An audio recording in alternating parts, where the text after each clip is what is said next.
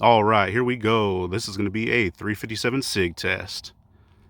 We're going to be testing out the Speer Gold Dot versus the Underwood Gold Dot. Both of those are 125 grain. There is that Speer. That one is actually a 5-petal Gold Dot. And we do have our Underwood. That is a 6-petal. So I've tested these quite a few times here on the channel, but through the jugs. And every time I have tested them, they do really good. So today, we're going to be going through the gel. That is a 10% 15-inch block. We do have our cotton t-shirt on the front of that, our 4 layers.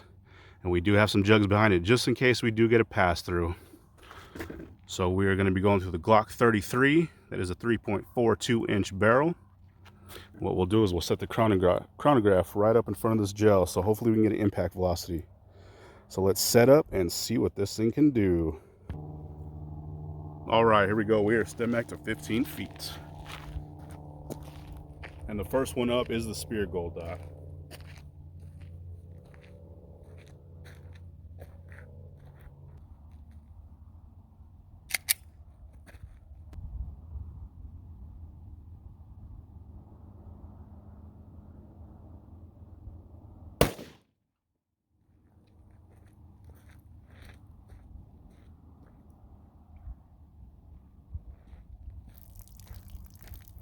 All right, let's check that first one out.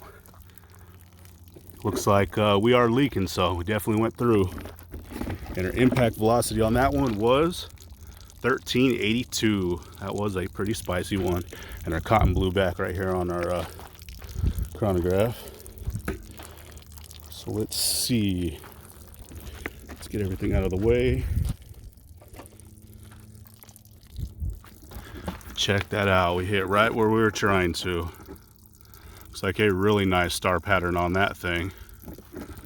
And check that wound cavity out. That's crazy. That is huge impact right there. Man, those spiral cuts are huge. That is really cool. I'm really happy with this gel. It's actually turning out really, really good. So it looks like we did penetrate that whole block. So that is at least 15 inches of penetration. And our wound cavity is huge. I can see it almost all the way. Let's see if we can line it up. From there to there is 2 3/4 inches. The camera's probably not picking it up right, but that's pretty big. That is really, really cool looking right there. See if we can get a better shot from the top. Yeah, check that thing out. That is some major damage right there. So I did test that Federal HST the other day, and that one did good, but I don't think it compares to this. That's crazy. So let's see how far we actually went. So it looks like we only made it to the first jug on that one, so it looks like it barely came out of the gel. There's not even a punch on the back of that jug. So what we'll do is we'll save that for the end, and then next up we're going to test the Underwood Gold Dot and see how that one does. But check out that permanent wound cavity on that. That is massive. Let's see. So it looks like it pretty much started expanding about 1/2 inch in. So as soon as it hit, and pretty much it didn't settle down till the very end. So we pretty much have about 14 inches of a really, really big stretch cavity. That's one awesome looking channel right there. So what we'll do is we'll flip this block around, set it for the Underwood. Here we go. All right, so I wanted to show it like this. I flipped the block on its side. Not really sure if the camera's picking it up, but just a different angle of that impact. That is a really good looking impact right there. But here we go. All right, here we go. We are stepping back to 15 feet. This one is going to be the Underwood Gold Dot.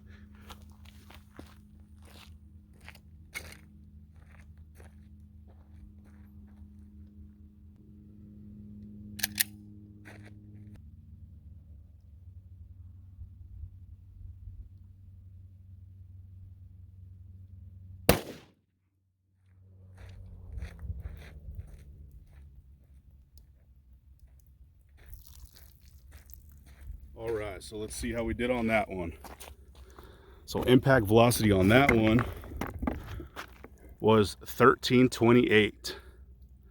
So that seems a little bit low. Normally when I shoot those, it's around high 13. So seems like that one was a little bit lower than our spear gold dot. We are using the short barrel, so let's see. It looks like we got a pretty good hit though. And let's check out that entry on that one. So right there, another nice star pattern right there on that gel. And it looks like we are leaking on that first jug. So definitely got a full pass through. But check that wound cavity out on this one. It actually doesn't look as crazy as that spear gold dot. And usually when I do test that spear, it does open up a little bit wider. Just a different bullet technology in that one. But it's still looking really, really good. Huge permanent wound cavity. And same thing on this one. It basically looks like this one looks like it even opened up quicker. As soon as it impacted that gel, it started opening up. That literally looks like about 1/4 inch on that.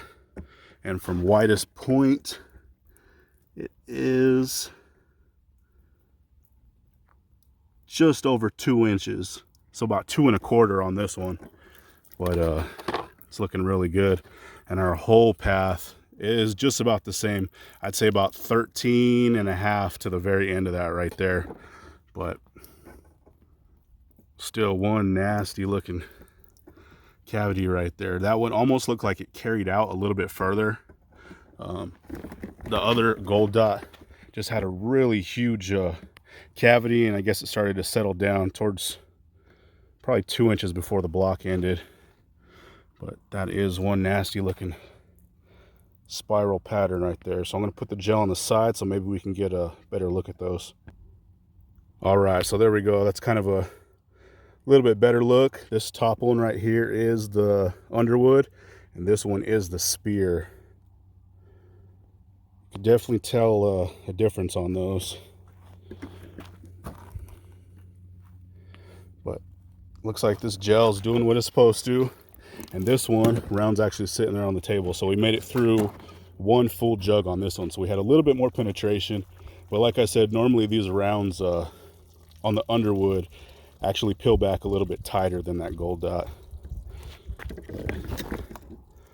Those are awesome looking permanent cavities right there. So what I will do now is we'll pull out those rounds and compare them both. And then we will do our still shots, our measurements, all that at the end. All right, check these things out. So on the left is the spear gold dot, and on the right is the underwood gold dot. So it definitely looks like that spear opened up just a little bit more. It usually does, but it looks like we got some perfect uniform expansion on both of those. Peeled back absolutely perfectly. So that is the spear. And this one is the underwood. This one almost has those little kind of sharp talons right there, kind of like the Ranger T. But once again, perfect peel back, perfect uniform expansion. It's pretty surprising that the spear actually had a lot higher velocity by probably over 50 feet per second. Usually when I have tested those, they are pretty high up there. These ones I usually get about the same, probably high 1300s, but I guess every round's different. You know, the weather, everything kind of changes everything. So that one was a little bit slower. We are using the short barrel, so it's kind of expected. This one's rated at 1475. This one's rated at 1375, but my tests are always out of that short Glock 33. So, but looking pretty good. So this one went through, I guess they both went through full 15 inches of gel, and then the spear gold dot went through the first jug but didn't exit, and the underwood gold dot went all the way through that first jug and then punched that second one. So a little bit more expansion, a little bit more penetration. So what we will do is we will get our still shots and our measurements, and hopefully some good shots of this gel stretching out. But there we go. That was 357 SIG, spear versus Underwood. There we go.